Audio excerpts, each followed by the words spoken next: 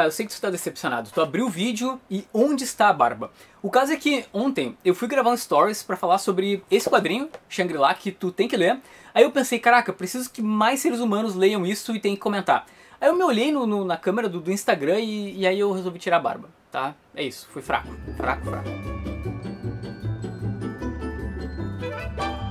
Shangri-La, quadrinho escrito e desenhado pelo Mathieu Bablé, que é uma jovem promessa do mercado francês, só que ele tem uns 30 anos, mas enfim. Existem alguns motivos para tu te interessar em ler esse quadrinho. Primeiro que nos primeiros meses de lançamento, lá em 2016, final de 2016, ele vendeu 30 mil cópias e foi indicado no outro ano, né, no ano seguinte, ao Angoulême como melhor álbum. Então eu acho que tem tudo para ser um dos grandes lançamentos de 2017, certo? Não, peraí, estamos em 2018. Foi um dos grandes lançamentos na França em 2016, na verdade. Vamos continuar o vídeo. Segundo o ISBN, a previsão é que a editora CESSP publique no Brasil Shangri-La ainda esse ano numa edição grande com as 212 páginas. Sim, porque ele é bem grandinho. Não sei se vocês vão publicar numa gramatura tão grande, mas enfim. E antes de continuar o vídeo, eu quero agradecer muito ao meu amigo Maicon, que é o correspondente na França do Dois Quadrinhos. Ele tem um blog chamado Reporte de Postos Avançados, e ele mandou acho que em 2016 mesmo, início de 2017, o Shangri-La. E a edição francesa, não espere muita coisa. Ela é de um tamanho grande, então se tu comparar com o formato americano, acho que dá pra dizer que é praticamente o dobro.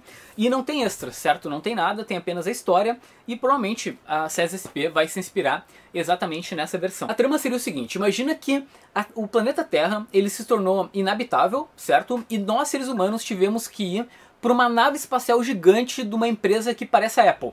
E os seres humanos hoje em dia, eles não têm mais guerra, eles não têm religião, não têm nada. É como se a humanidade tivesse atingido o ápice. E esse ápice, ele não é tão legal assim, porque os seres humanos, eles só vivem para trabalhar, consumir e esperar que essa Apple, vamos dizer assim, lance o próximo iPhone dela, porque isso faz todo mundo ser feliz. Ah, um detalhe, a humanidade, além de consumir, ela se preocupa em xingar os seres antropomórficos que foram criados em laboratório. Sim, pessoas com cabeça de cachorro andando por aí. E aí, enfim, o ódio da sociedade concentrado nessas pessoas. Eis que a gente conhece o Scott, que ele é o personagem principal, ele aparece logo aqui no começo. E ele é um cara que ele é extremamente crente no sistema. Ele acredita que a Apple, vamos dizer assim, está certa e é assim que tem que funcionar, e a humanidade está bem do jeito que está. E ele acaba conhecendo uma célula revolucionária de uma galera que quer derrubar o governo. Shangri-La, como toda boa ficção científica, ele não conta história pela história.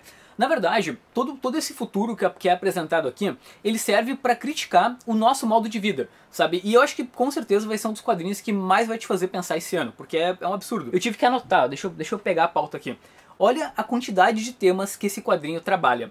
É uma ficção científica sobre ditadura, racismo, monopólio, movimentos sociais, viagem no tempo, consumismo, dependência tecnológica, alterações genéticas, ética na ciência, exploração do trabalho, liberdade individual, radicalismo, felicidade, até o objetivo de vida da humanidade aparece nesse quadrinho. Então, sério, lê isso se tu puder. E eu sei que esse monte de temas mega inteligentes podem parecer que o quadrinho é chato. E não, o Mathieu, ele consegue encaixar tudo aqui no roteiro do jeito que funciona, sabe? Tu vai lendo e os temas vão sendo apresentados naturalmente. E pra pensar que isso é muito difícil de fazer, porque o quadrinho podia ser um pseudo-intelectual sem graça. E não. Artisticamente também, o quadrinho, ele é um absurdo. Sério, é incrível. Do design das naves, a tecnologia futurista, mesmo a sociedade. E eu gosto que os desenhos das figuras humanas são mais estilizados, sabe? Por mais que todo o resto do desenho seja hiperrealista nos cenários, quando chega nos seres humanos eles têm uma cabeça meio esquisita. Eu acho isso bacana, sabe? Porque aí o traço do cara tem personalidade. E é legal que a narrativa dele, ela é muito inteligente, sabe? Porque às vezes ele usa um enquadramento bem assim, afastado nos personagens, para mostrar o quanto, por exemplo, o Scott é solitário naquela sociedade que ele acredita que está certa. E também para mostrar como os seres humanos são pequenos frente à tecnologia e ao tamanho daquela nave. Só que às vezes ele coloca um enquadramento bem fechado para mostrar o quanto nesse futuro tu não tem mais espaço, sabe?